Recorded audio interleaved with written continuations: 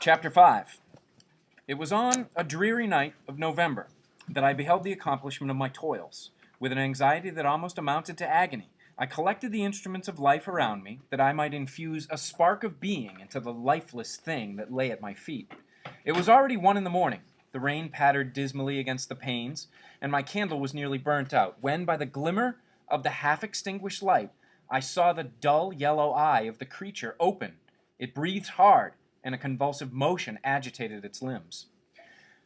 How can I describe my emotions at this catastrophe, or how delineate the wretch whom with such infinite pains and care I had endeavored to form? His limbs were in proportion, and I had selected his features as beautiful. Beautiful! Great God!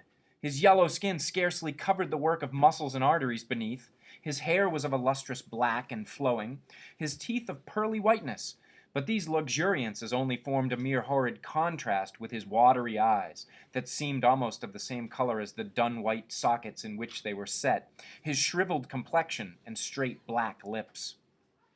The different accidents of life are not so changeable as the feelings of human nature. I had worked hard, for nearly 2 years, for the sole purpose of infusing life into an inanimate body. For this I had deprived myself of rest and health. I had desired it with an ardor that far exceeded moderation, but now that I had finished, the beauty of the dream vanished, and breathless horror and disgust filled my heart. Unable to endure the aspect of the being I had created, I rushed out of the room, and continued a long time traversing my bedchamber, unable to compose my mind to sleep. At length lassitude succeeded to the tumult I had before endured, and I threw myself on the bed in my clothes, endeavoring to seek a few moments of forgetfulness. But it was in vain. I slept indeed, but I was disturbed by the wildest dreams. I thought I saw Elizabeth, in the bloom of health, walking in the streets of Ingolstadt. Delighted and surprised, I embraced her, but as I imprinted the first kiss on her lips, they became livid with the hue of death. Her features appeared to change, and I thought that I held the corpse of my dead mother in my arms. A shroud enveloped her form, and I saw the grave worms crawling in the folds of flannel. I started from my sleep with horror. A cold dew covered my forehead, my teeth chattered, and every limb became convulsed, when, by the dim and yellow light of the moon, as it forced its way through the window shutters, I beheld the wretch, the miserable monster whom I had created.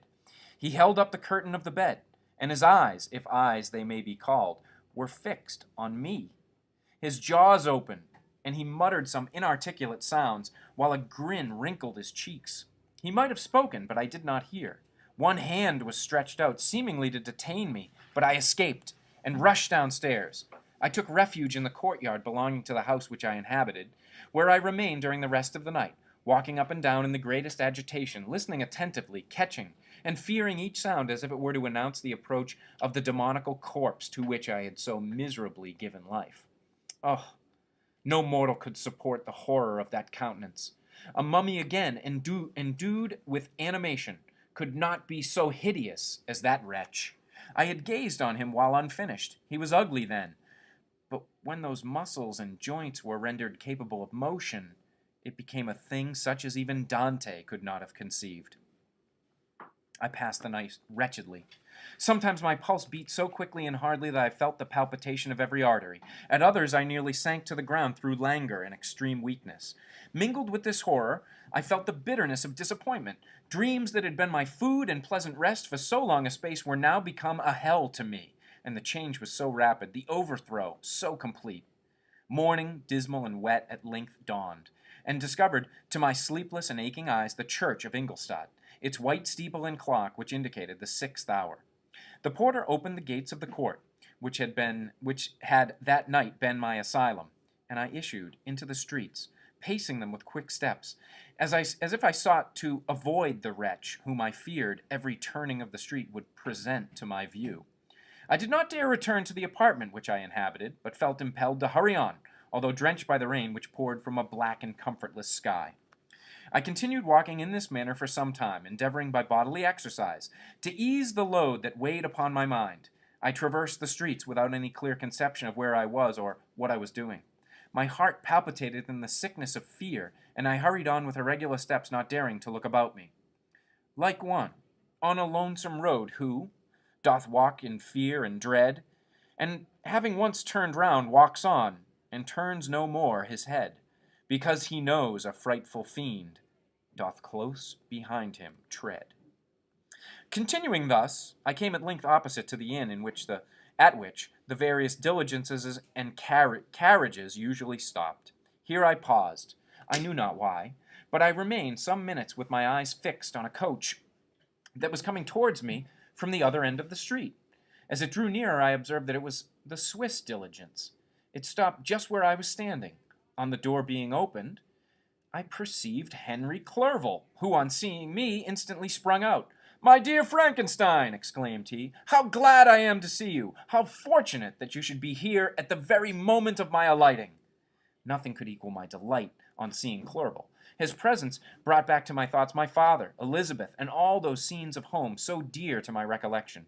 I grasped his hand, and in a moment forgot my horror and misfortune.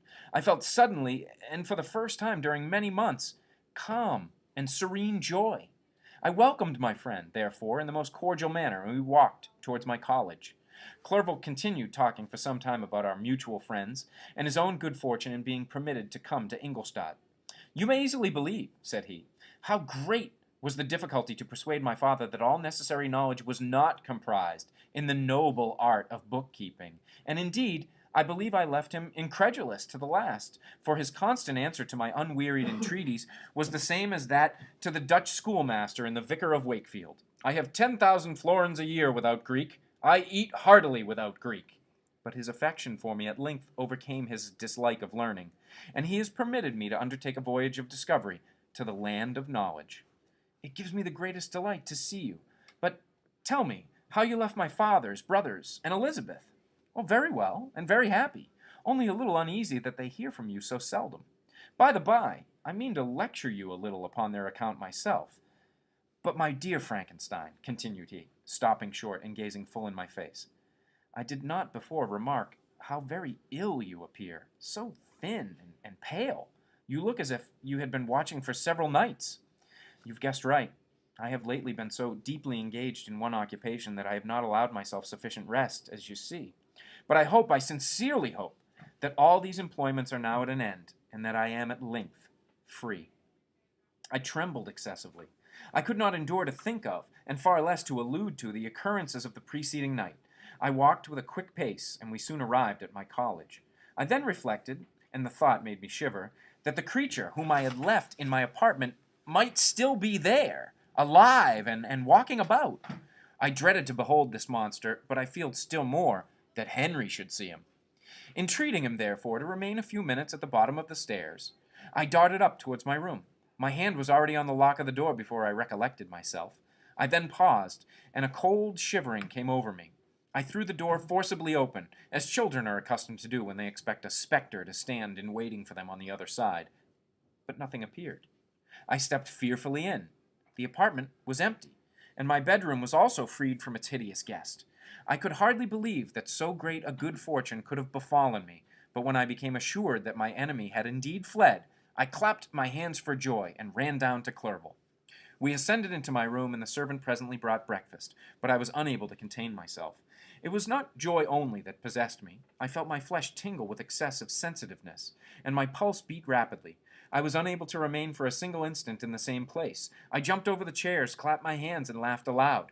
Clerval at first attributed my unusual spirits to joy on his arrival, but when he observed me more attentively, he saw a wildness in my eyes, for which he could not account, and my loud, unrestrained, heartless laughter frightened and astonished him. "My dear Victor," cried he, "what, for God's sake, is the matter? Do not laugh in that manner. Oh, how ill you are! What is the cause of all this?" "Do not ask me," cried I, putting my hands before my eyes, for I thought I saw the dreaded spectre glide into the room. "He can tell." "Oh, save me! Save me!" I imagined that the monster seized me. I struggled furiously and fell down in a fit. Poor Clerval! What must have been his feelings? A meeting which he anticipated with such joy so strangely turned to bitterness. But I was not the witness of his grief, for I was lifeless, and did not recover my senses for a long, long time. This was the commencement of a nervous fever which confined me for several months.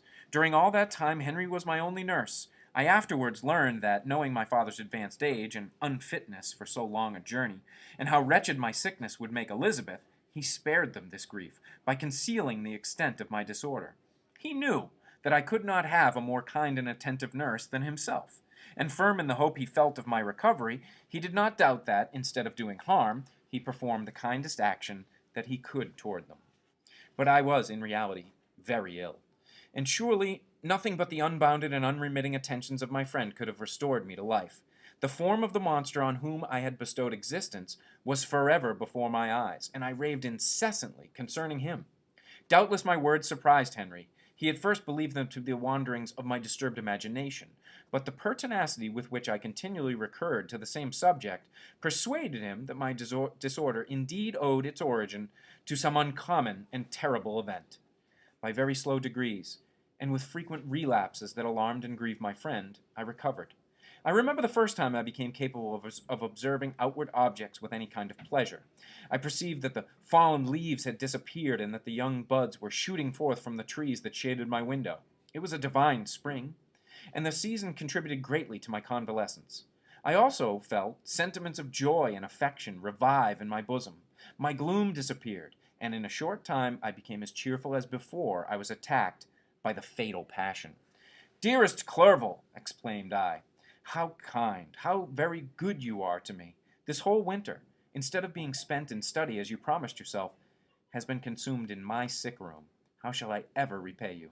I feel the greatest remorse for the disappointment of which I have been the occasion, but you will forgive me." "You will repay me entirely if you do not discompose yourself, but get well as fast as you can. And since you appear in such good spirits, I may speak to you on one subject, may I not?" I trembled. One subject? What could it be? Could he allude to an object on whom I dared not even think? "Compose yourself," said Clerval, who observed my change of color. "I will not mention it if it agitates you, but your father and cousin would be very happy if they received a letter from you in your own handwriting. They hardly know how ill you've been, and are uneasy at your long silence." "Oh, is that all, my dear Henry? How could you suppose that my first thought would not fly toward those dear, dear friends whom I love, and who are so deserving of my love? If this is your present temper, my friend, you will perhaps be glad to see a letter that has been lying here some days for you. It is from your cousin, I believe." Chapter 6. Clerval then put the following letter into my hands. It was from my own Elizabeth. "My dearest cousin, you've been ill, very ill, and even the constant letters of dear kind Henry are not sufficient to reassure me on your account. You're forbidden to write, to hold a pen. Yet one word from you, dear Victor, is necessary to calm our apprehensions. For a long time I've thought that each post would bring this line, and my persuasions have restrained my uncle from undertaking a journey to Ingolstadt. I have prevented his, encountering the inconveniences and perhaps dangers of so long a journey, yet how often have I regretted not being able to perform it myself. I figure to myself that the task of attending you on your sickbed has devolved on some mercenary old nurse, who could never guess your wishes, nor minister to them with the care and affection of your poor cousin. Yet that is over now. Clerval writes that indeed you are getting better. I eagerly hope that you will confirm this intelligence soon in your own handwriting. Get well, and return to us. You will find a happy, cheerful home, and friends who love you dearly. Your father's health is vigorous, and he asks but to see you, but to be assured that you are well, and not a care will ever cloud his benevolent countenance. How pleased you would be to remark the improvement of our Ernest! He is now 16, and full of activity and spirit. He is desirous to be a true Swiss, and to enter into foreign service, but we cannot part with him, at least until his elder brother return to us.